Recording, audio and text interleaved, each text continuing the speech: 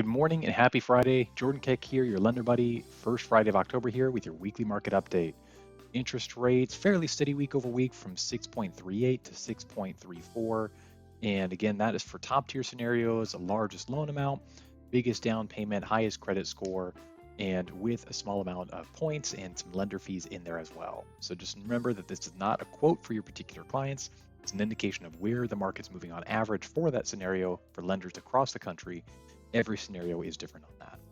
A lot of stuff to get into this week, but I will start off with mortgage tip. I'm going to cover the impact of the government shutdown on mortgages.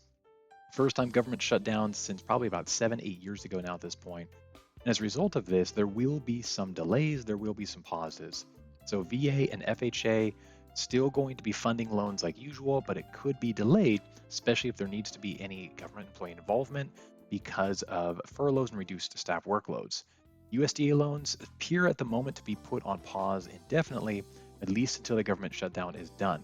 Now, this could be changing very quickly, and so by this time next week, things could be different, but at least that's the way that it looks right now. Any mortgage that's requiring FEMA flood insurance, they are not writing any new policies, so those will be on hold. Luckily, a few years ago, most of the loan types allow now private flood insurance. So private flood insurance isn't going to be affected. This is only going to impact those that require or are using FEMA-specific flood insurance. For self-employment, Fannie Mae has come out and given some waivers on things that could hold us up. Haven't seen those yet from FHA or from VA on self-employment. So things like verification of federal employees, verbal verifications near closing. Fannie Mae has come out and waived that, saying the lenders can basically just write a letter stating what's going on. Another one is pay stubs. Usually they'd have to be dated within 30 days of closing. If this continues to go further, Fannie Mae says you don't have to have it within 30 days. One requirement they did add is if this goes past November 3rd and we're still under a government shutdown for federal employees, any federal employees who are getting loans do have to have at least 2 months of reserves after closing because we don't know when they're going to get paid again yet. The last one, IRS tax transcripts on Fannie Mae files don't need to be in the file before closing if we can provide proof of e-filing or an IRS response that no transcript is available. Again, this is Fannie Mae specific guidance here. FHA, VA haven't come out saying those. We may run into some issues with self-employed borrowers if we don't have those tax transcripts prior to closing for those government loan types. Again, this is developing in real time, so as new information comes out, I'll try and stay up to date on that and update you again next week. As far as other news this week, consumer confidence report fell from 97.8 to 94.2, pretty big drop. Within the report, the weakest components were on the labor front. We had 26.9% of respondents said jobs were plentiful, which is down from 30.2% in August. 19.1% said jobs were hard to get, which is unchanged. 16.1% expected more jobs to be available, which is down from 17.9%. 25.6% anticipate fewer jobs in the future. The only thing really on the positive side is the plans to purchase a home rose to a 4-month high, so that increased from the previous. The August job opening reports, the JOLTS report, showed 7.2 million job openings. Didn't really change much from the previous report, but still at a very weak level overall. There were almost 200,000 more job openings in healthcare and social assistance, as well as leisure and hospitality, meaning many of the other sectors end up seeing a drop in job openings to be able to offset those gains.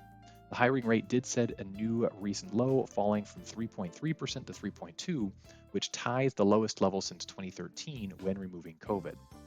Next up, the September ADP jobs report showed 32,000 jobs lost versus an expected gain of 50,000 on the headline number. August was also revised lower by 57,000.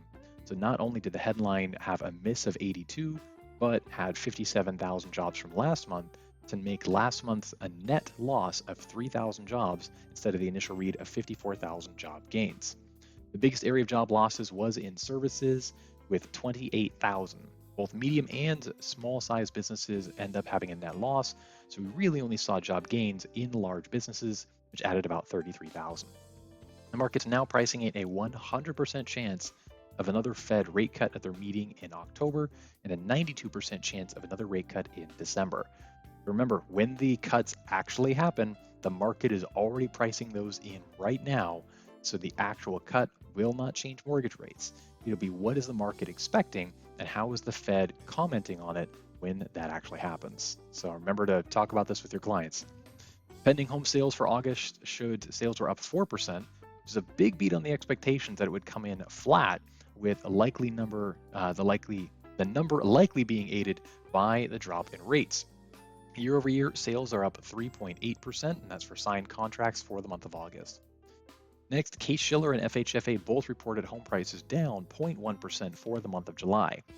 Year over year, prices are still up 1.7%, but the pace is definitely slowing or decelerating here. This does report home prices when rates were higher.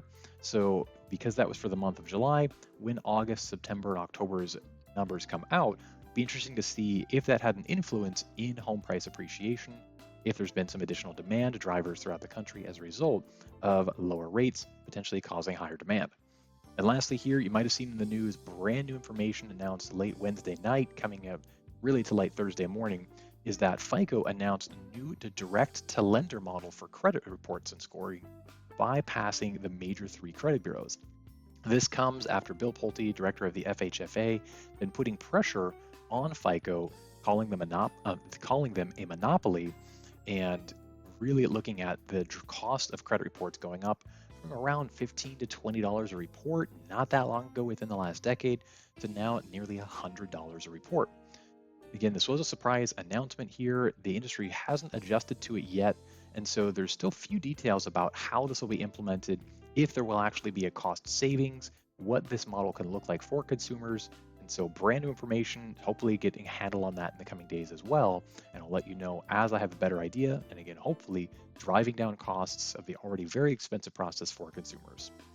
Always, hopefully you have a fantastic weekend. Take care. We'll see you next time.